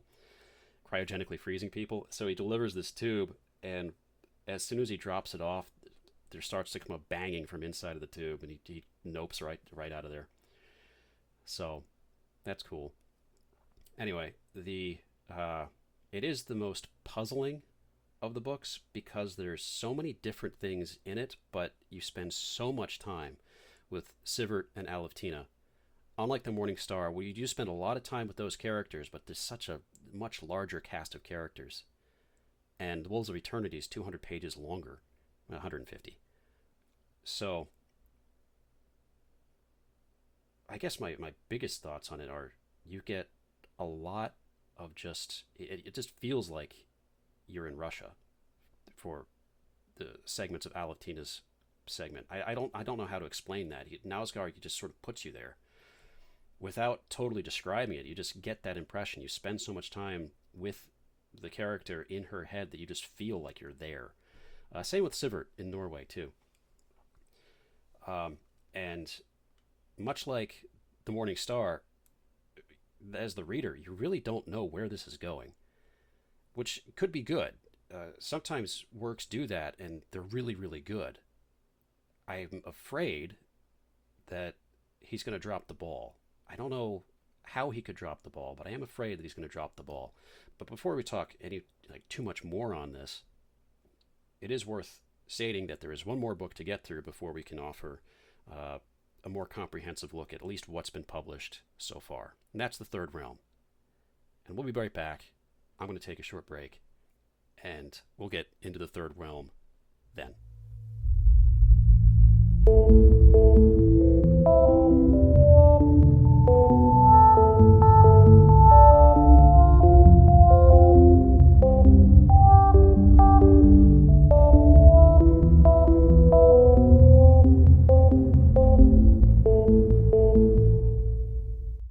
All right, welcome back. I'm back from my break again. For you, only a few minutes. For me, a couple days. Now, we are into the last of these 3 books. The Third Realm, at last. This is the shortest of the 3 so far, coming in at 400... Well, it's still pretty long, actually. 490 some odd pages, 493. This is also, I would say, from a sort of traditional idea of a narrative, the most exciting of the 3. Also kind of the scariest. As before, I will start off with a loose summary, not really a chapter summary, just going through the dramatis personae here and identifying what their purpose is in the narrative, what their story is, and how that ends up sort of, at this point, all these different stories begin to converge around something. And like the other 2 books, this one ends very frighteningly, I would say. But we're still not up to the point in which Jostein's narrative ends in The Morning Star, curiously enough. We have no idea what's going on there yet. So, the Third Realm forms kind of like a bookend to The Morning Star, in the sense of, in The Morning Star, the first book, you have a bunch of these stories told from specific points of view. And in The Third Realm, you have the same 2 days that The Morning Star takes place over 3 days, except it's now being told from the view, sort of an opposite point of view. So in the case of The Morning Star begins with Arn, if you can remember him. He's the drunk professor who crashed his car. He's married to Tove. Well, in The Third Realm, Tove is one of the main characters, and you see there's several chapters from her point of view. You have Catherine, who was the Lutheran priest in marriage that's sort of disintegrating, to Gott. Well, Gott is now one of the main characters in this one. Catherine is as well for 1 or 2 chapters, but Gott is more emphasized here. Likewise, Helg returns. He's the architect. He is married to Vibeke, the young woman with a young kid, infant, toddler, I guess. You have Line, who was Solveig's daughter, and Solveig was the surgeon who was taking care of, I forget if I mentioned this in the Morning Star part or not, but she was taking care of her elderly mother who's clearly got some sort of degenerative brain problem. It's not explicitly clear whether it's like Parkinson's or dementia, but she's not altogether there, but she hasn't like totally slipped. She's still basically herself. She just doesn't really do a whole lot. Line is that woman's granddaughter. We'll get to her. She's got a really wild story going on there. And then Gear, who is Jostein's contact in the police force. And then, of course, you also have Sivert and Catherine. I mentioned Catherine already, but Sivert also reprises his role from The Wolves of Eternity. Of all of these characters that have been introduced so far, I would have to say, personally, Sivert's probably my favorite. But I admit I like them all, but I also dislike them all too, in more or less equal measure. So, let's start off with Tove. Tove seems to be the most important character in all of this, but it's really hard to tell because given how important she is, she's given such little development so far and such little focus. In the Morning Star, she's certainly present in all of Arn's passages, but she's, again, Knausgaard doing a very good job presenting life kind of like how it is. You don't really know her, and you get the very distinct impression that that's because Arn doesn't really know her. He's tried to know her, but Arn's very, like all the characters really, self-interested, where he's very much in his own head, thinking about his own things in his own way. Each character does this in their own ways. So Tove most certainly is in this. I think the book even starts off with Tove, and yes, it does. This book starts off with Tove, I think, the day before the Morning Star begins. The chronology, I could go through and really figure out the chronology here, but it's not super important. You'll get if you read it, you'll get the idea of yourself. Tove is certainly insane. She's definitely mad, and you get this, like, she's experiences hallucinations. She's extremely paranoid and prone to doing impulsive things, behaviors that are not particularly conducive to a stable home life, but she is also somewhat aware of this. And she seems that sometimes that she tries to curb it. It's mentioned that she's on medication that she just decides not to take now and then. You could guess that it's probably some sort of schizophrenia, but certainly, some kind of bipolar disorder to an extreme degree. I'm no psychologist. I'm not going to pretend I know what's going on here, but it's clear that she's mad. Tove's position here, they get to this country house that Arn's family owns, and Tove actually tries to go off in the night and walks over to Egil's house. Remember Egil? He was the eccentric layabout that was a friend of Arn's. And she sort of tries to seduce Egil, and he doesn't fall for it. He's definitely like standoffish. This woman's a bit nuts. Egil never mentions this to Arn, and of course neither does Tove either. And Tove immediately regrets even trying to do this, but she's not thinking straight. She's hypersexual in her understanding of the world. I get the impression that's going to be revealed in a future book why that is. Most women who are like that and also kind of nuts, there's typically a reason for that. But she's also an artist too. She paints and does all sorts of other visual related arts. And that's one of the reasons why Arn was attracted to her in the first place, you find out. And she was attracted to Arn because he's basically, in her words, everything that she's not. She's impulsive, she's nuts, she's a free spirit or whatever, And Arn's also kind of nuts in his own way. All of these characters are a little bit, I wouldn't even say they're eccentric. They're all appropriately, realistically depicted with the neuroses one would expect from a modern soul, a secular soul. So, Tove, however, certainly is getting an extra heaping of these neuroses. Now, in the first chapter we have of Tove, she's visited by a voice, and she makes makes it clear to herself or to the reader that she's sort of had hallucinations before, and she's even had auditory hallucinations before, but this time the voice is convincing her that it's not part of her internal dialogue or internal monologue, whatever you want to call it. It's not part of her. And she's becoming more aware that this voice isn't really coming from within her. It's coming from someplace else, and she's hearing it, which perhaps is something that schizophrenics will tell you.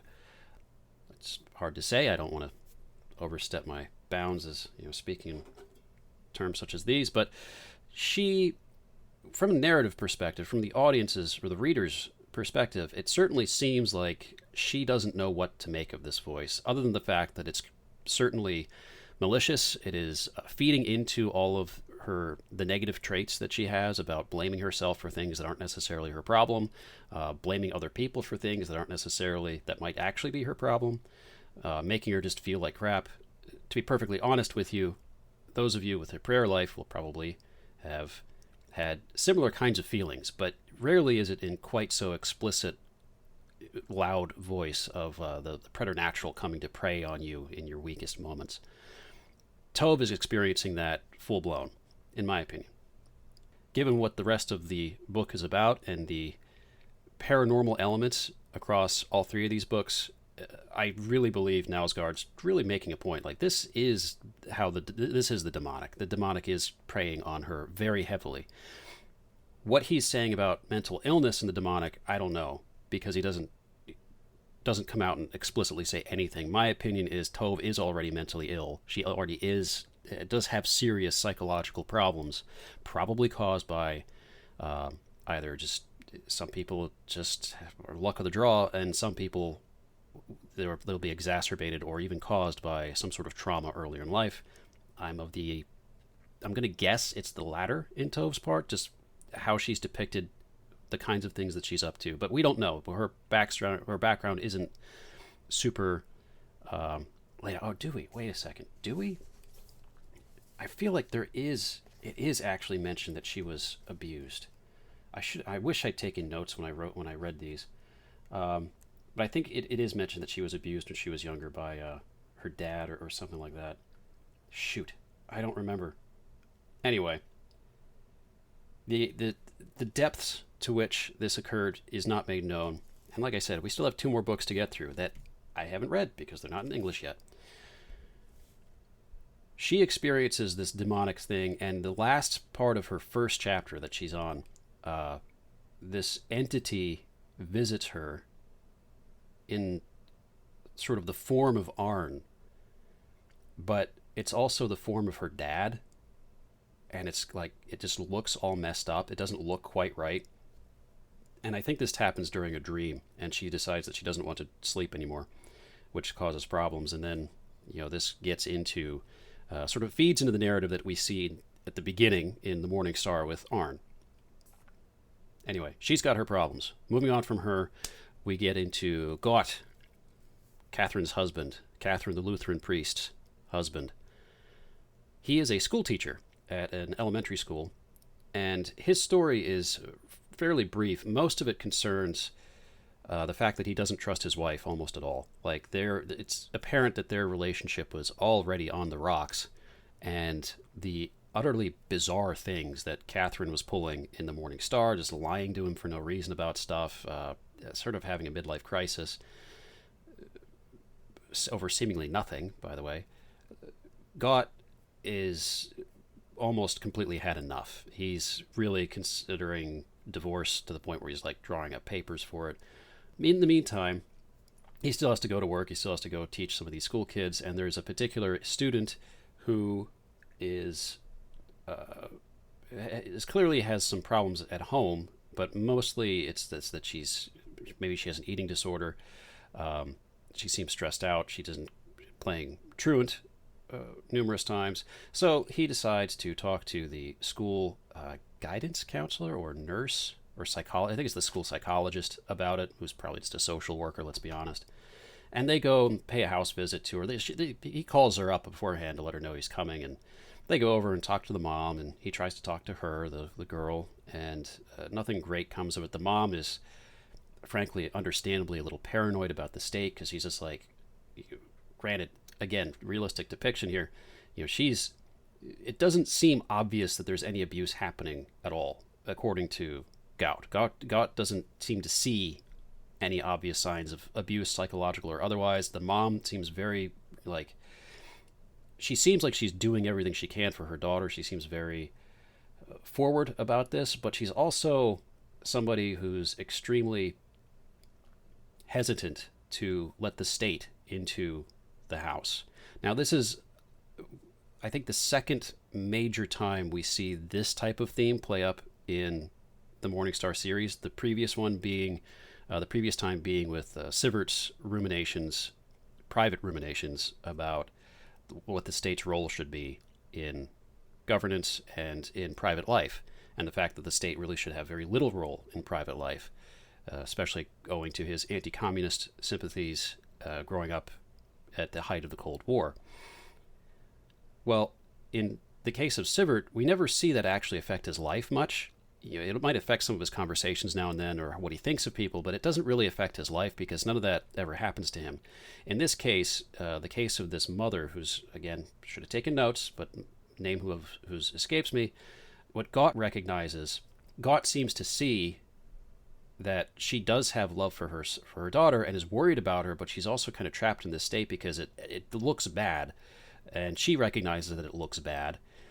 And meanwhile, the school psychologist that he's brought along to assess the situation is like, we need to call child services because this woman's crazy. She's going off the rail about how the state's going to take away her kids or whatever. So we should probably call the state about seeing if we need to take her kids away. And Gott's like, that seems like an overreaction, but he's also someone who's a little irresponsible and just doesn't want to be involved. He just doesn't want to have to deal with this at all. And he feels bad for the kid, but he's just like, I've got my own problems. I really don't. It would suck if that happens, but it's not my problem. Again, a lot of these characters kind of reprehensible. So that's sort of his story. It goes along through this. It pops up again, but that's the main bulk of his role in the Third Realm. Moving on to Helg, he is the architect. He's going through a birthday party. I say going through because he's basically sort of subjected to a birthday party by the workers and staff of his architecture firm. And he enjoys it, but, it's clearly just another day he has to put up with. In the same time, he's recollecting things about his life and his career, and he's overridden with this guilt. He's reminded of this guilt he had for this guy that he might have very well watched drown in a car from his childhood, as we remember from the opening of The Wolves of Eternity. So he actually makes an effort to go and figure out what happened there. And on a fluke, he happens to come across a newspaper written about that very car accident, because he did some Google search, some internet searching, and found it, and found out who was inside, and then ends up tracking down Sivert.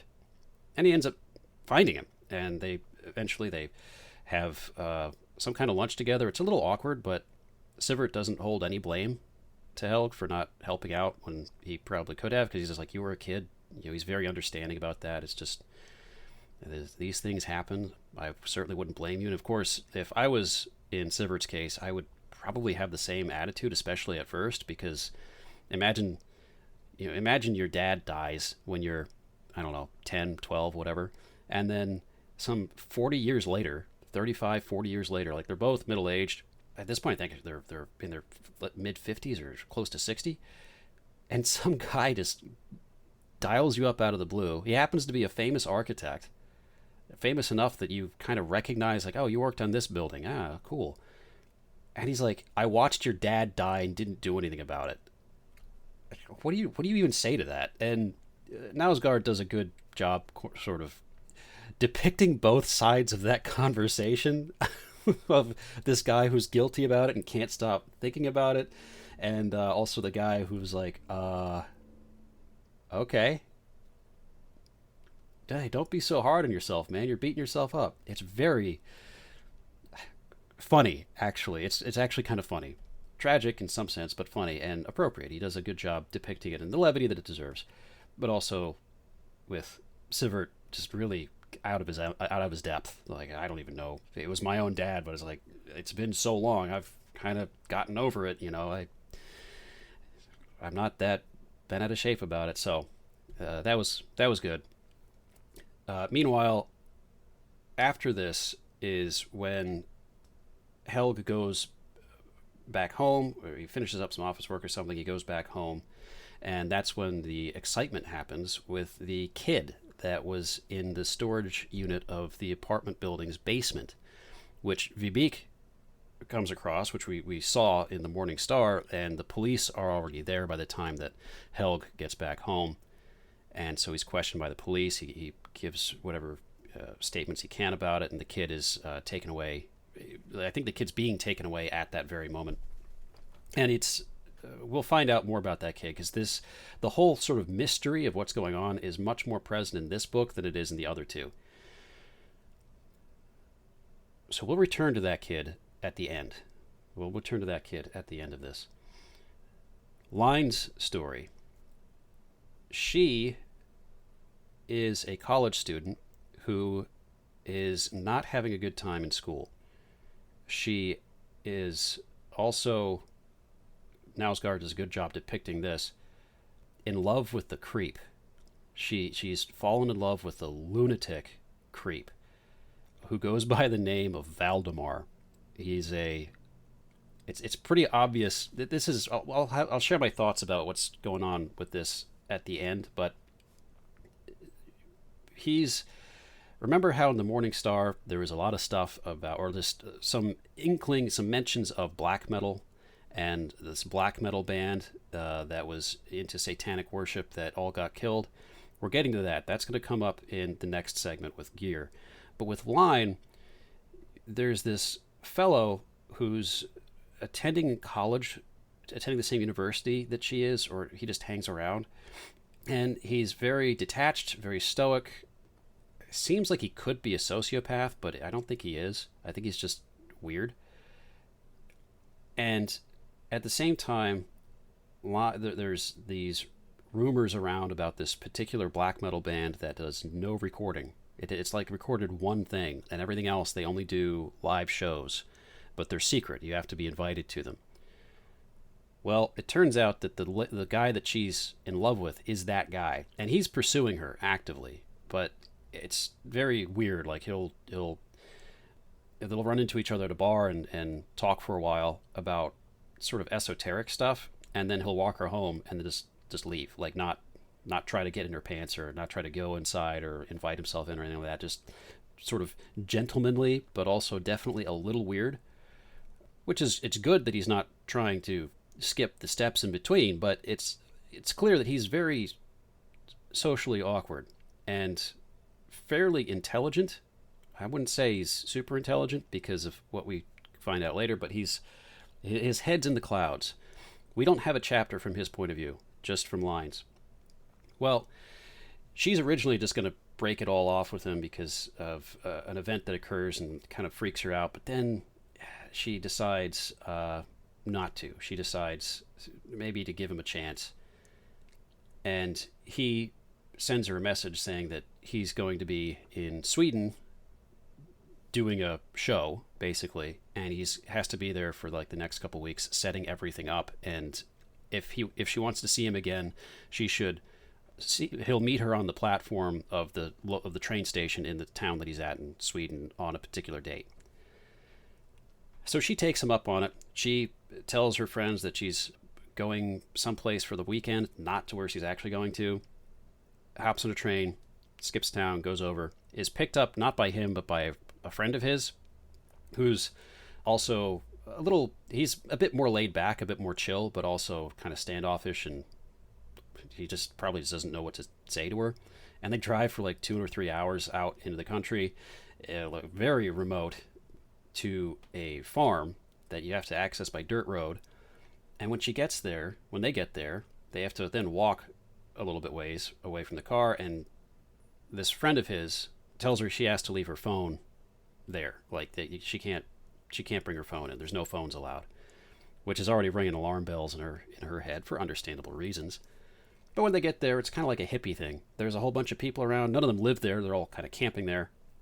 There are some people that are living in the main house. That's basically the band members. She didn't bring a tent, but she's instead put up in a detached barn on the second floor. The second floor has been turned into little small cells, really bedrooms, but with privacy, And this part, the whole next sequence of what's going on with her in this location is really nuts.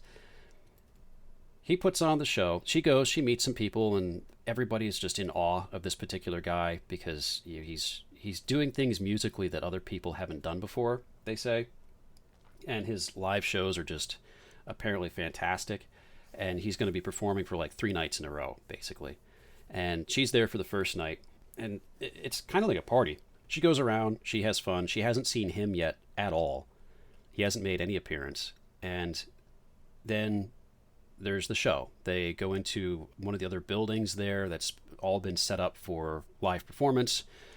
And there's the performance. Knausgaard includes some lyrics, I guess. I'm not going to read them. They're not super important. But it's kind of, if you've ever listened to like esoteric black metal lyrics, there's nothing satanic in them. Actually, one of them might have been. I don't think so, though. They're all just kind of like... dark heart in my chest, lone wolf howls at moon, bleeding down, something, that kind of stuff. And she loves it. Everybody around her just losing their minds. It's great music, apparently. And it's like 20 minutes. They do like 2 or 3 songs, 3 or 4 songs, and then that's it. It's like, have a good night. And I was like, oh, what about more? I was like, nope, have to wait till tomorrow. And then afterwards is the real party, where they all get to hang out, and he finally comes and finds her and talks to her, and they hang out, and she feels like a third wheel because he's going around everybody in the party and talking to them, and then finally they're able to like escape, and he takes her to a large pool, a lake, somewhere on the property, which is like 20 minutes away by foot, and they skinny dip. They don't do anything, but they have a conversation about death and life, because that's a lot of what he's interested in. Of how do I know I'm alive? What is death? Whoa, Xavier, Renegade Angel stuff. And then they get dressed, they go back to his room, and they talk some more, and then they have sex, and he tries to cut her with a knife, and he actually succeeds. And it's like, oh boy, this is not a good night for you. But then he immediately stops when she's just like really freaking out, and she just leaves. She goes back to she gets her clothes, goes back to her cell, I guess, her little bedroom on the property. Sometime later in the morning, he comes and talks to her and is like, I'm sorry for doing that. I had to show you the real thing. I had to show you the reality. The reality as I experienced it. There's some sort of bizarre, like, this dude's nuts type of excuse for what he was doing. And it's clear that he doesn't want to hurt her. It's just he's crazy. And she's like, no, I really have to go home now. Like, this is not happening. I can't be with you or, anything like that if you're going to be doing stuff like that. He's like, yeah, no, I understand. It's cool. And so he gets the friend of his to drive her back to the train station. She goes home. And then it's from here that then she goes to Solveig's house and her mom and stays with her mom. All of this is recounted in past tense because in the narrative, she's already at the house and she's recounting all of these things that happened sort of in her own head, reliving the experience and remembering it all. So, that guy Valdemar, lunatic, weird. And now, lastly, well, we have Sivert's story. I kind of already told part of that. Most of Sivert's story is his experience with Helg, and then recounting the experience of meeting his half-sister in Moscow to his wife Lisa, and their conversation and how that worked out, as well as trying to figure out why they don't have any business as a funeral home for like 3 days in a row, and the fact that's just shouldn't be possible and is very weird. And briefly, Catherine's part in this she's trying to deal with Gott and trying to deal with her own self because she's still just a compulsive liar for some reason. And she's also stumbled into her interest has been piqued for studies in the occult and certain kinds of primitive occultic practices. And she ends up talking to Arn, who happens to be a local expert in these sorts of things at the university. So she goes and talks to him, and they basically discuss some esoteric religious stuff that is borderline important, but that's the stuff that's probably going to be a lot more important in future books. So I don't know. And there's one thing I forgot to mention too. With Gott, there's this neighbor that when he goes to visit the student who's been truant and her mother, there's a neighbor that he runs into, and he runs into the same guy later in town who just seems to just know things about him that doesn't make sense, because he gives him a ride into town actually, and he's very forward in talking to him about very specific things. It turns out that guy is the same dude that Catherine ran into at the airport. Remember that? And the guy that she buried. It's the same person. So I don't know what's up with that. Now, lastly, Gear. He's the cop. He's the cop that Jostein has contact with. He's his guy on the inside of the department. We get to hear from him. He is despicable. I guess Jostein knows his own. He's despicable because he's a cop. Edit that part out. He's despicable because he's married to a woman, and he's also having a very long-term affair with another woman, and these two women don't know anything about each other. They don't know this is what's going on. They have no idea that this is what's going on. So there's that. I don't even know why that's included as part of his character, but it is. He's assigned to the case involving the death of this black metal group. And he has to review footage of the stuff that was included at the crime scene, which includes a video camera. And most of the video cameras all just rehearsal footage. So he's working through unraveling all of this, and there's some brief interactions between him and Jostein. Very little, because we've already seen some of that, and most of it just turns out he finds out that he takes the heat from the chief about the fact that certain details of the case were already made public to the press somehow. That wasn't supposed to be the case, and it turns out Jostein did keep his word. He only revealed the stuff that Gear said was okay, but obviously it wasn't super okay. And that's pretty much it. The book ends with Tove again. Now, if you recall, I'm pretty sure I mentioned this in the Morning Star segment. At the end of the Morning Star, or towards the end, Arn drops Tove off in a mental institution, which she's been to before. This isn't a first-time gig for her. She goes in and out, and this time her psychotic episode was deep enough that she decided to be institutionalized. Arn kind of made up her mind because she was just not in the right mind to make any kind of decisions at that point. Well, the end of this book ends with Tove in the institution and pretty much about to be released the next day. The therapist, they've got her back on some pills. She's feeling much more like herself. She's certainly depressed and unhappy about all these things that have occurred. But she's made progress, and her family's been visiting her, and she's promised that she should be out the following day. So this is the last night that she's spending in the institution. Well, earlier on, just by a little bit, a couple days, the guy that was found in the basement of the apartment building, of Helg's apartment building, he was brought in to this same institution. And the therapists have been working with him. He's been pretty much non-communicative completely, and clearly having some sort of mental episode where he's just not there. He's just completely gone. He's a physical body taking up space, and that's about all that can be said about him from an exterior point of view.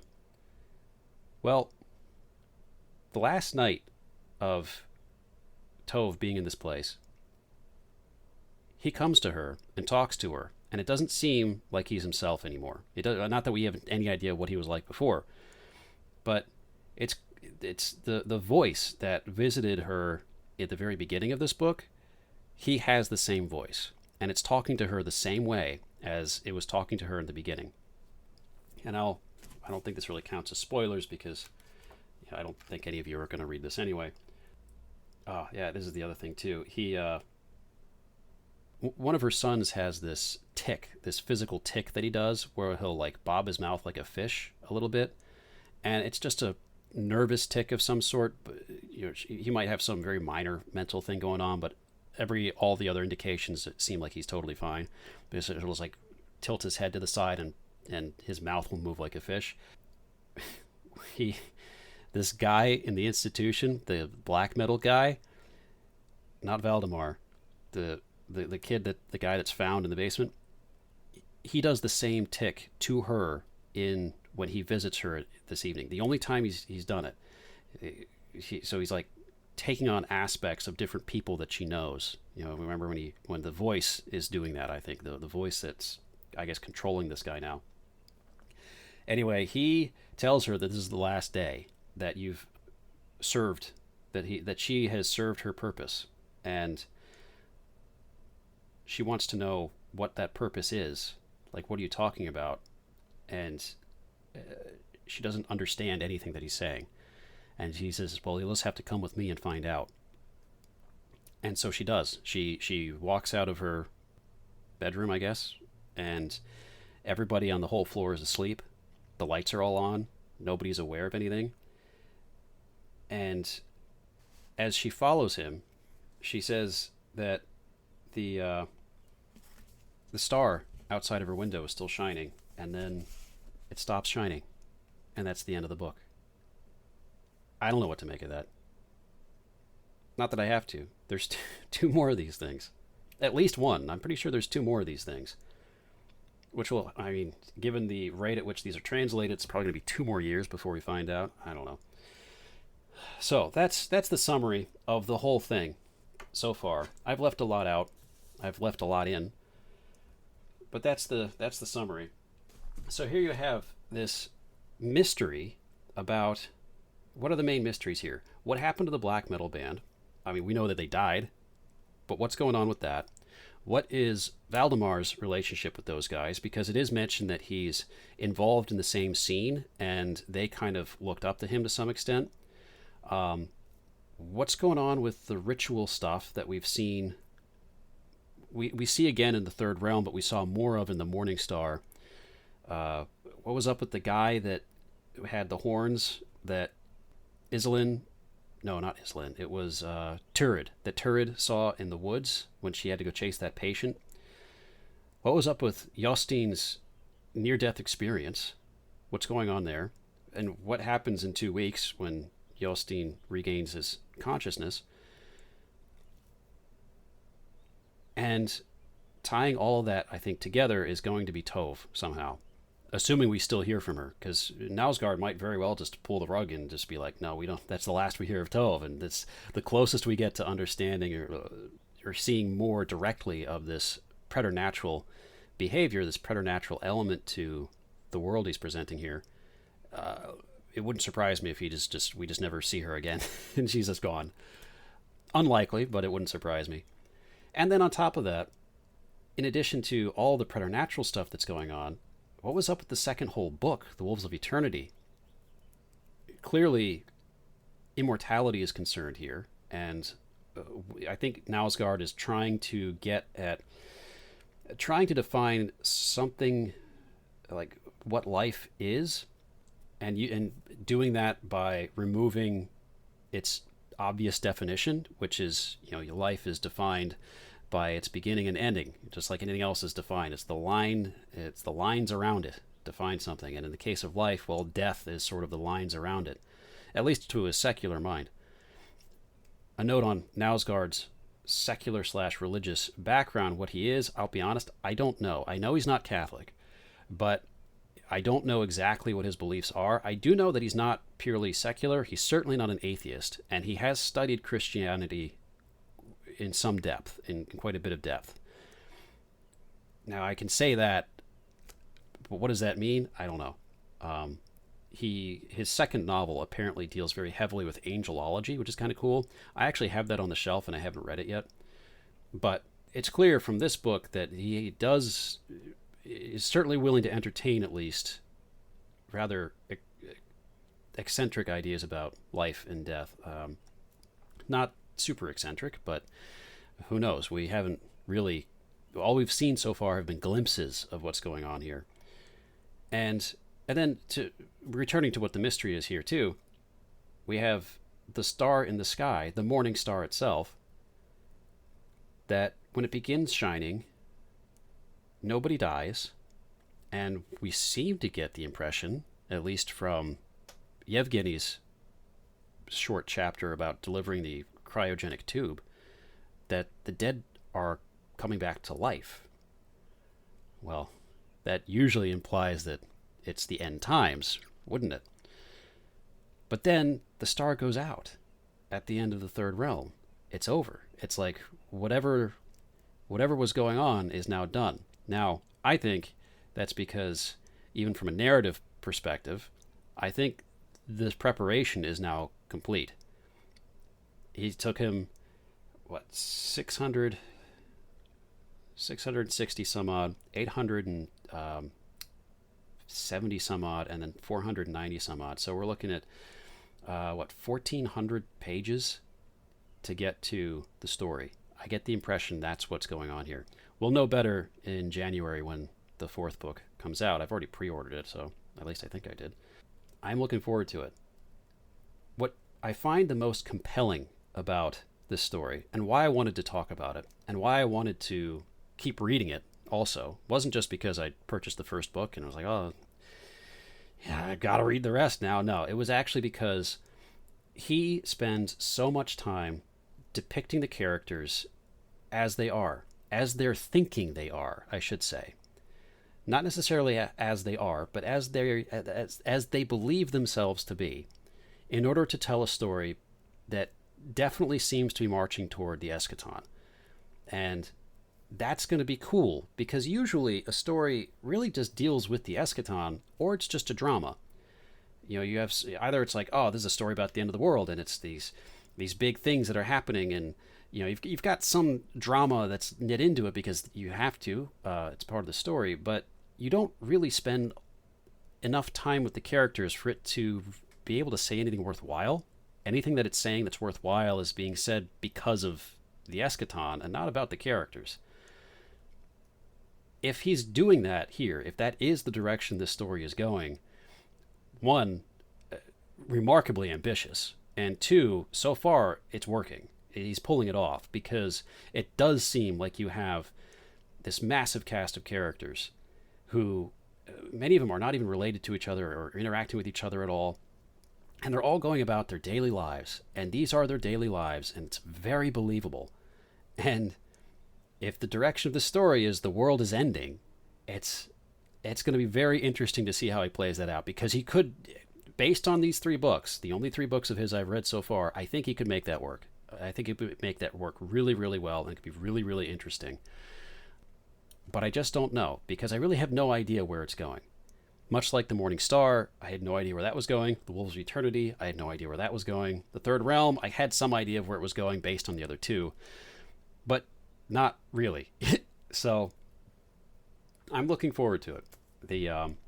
I hope, if you've listened to all of this, I hope it's encouraged you to possibly check out his work. Like I said, there's depictions of violence in it. There's not a whole lot. There's depictions of sex in it, not a whole lot.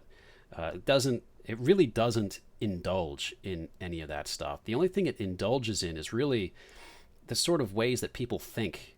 And some people think they're a lot smarter than they are. And Knausgaard does a fantastic job depicting that, where they'll have these ideas in their head and they think they're really deep. But, you know, as the reader, you're kind of reading this and be like, it's not really that deep. It does indulge in that, but that's because that's the kind of thought that it is. It's an indulgent, self-indulgent thought. So I found that very interesting. I found all the characters compelling.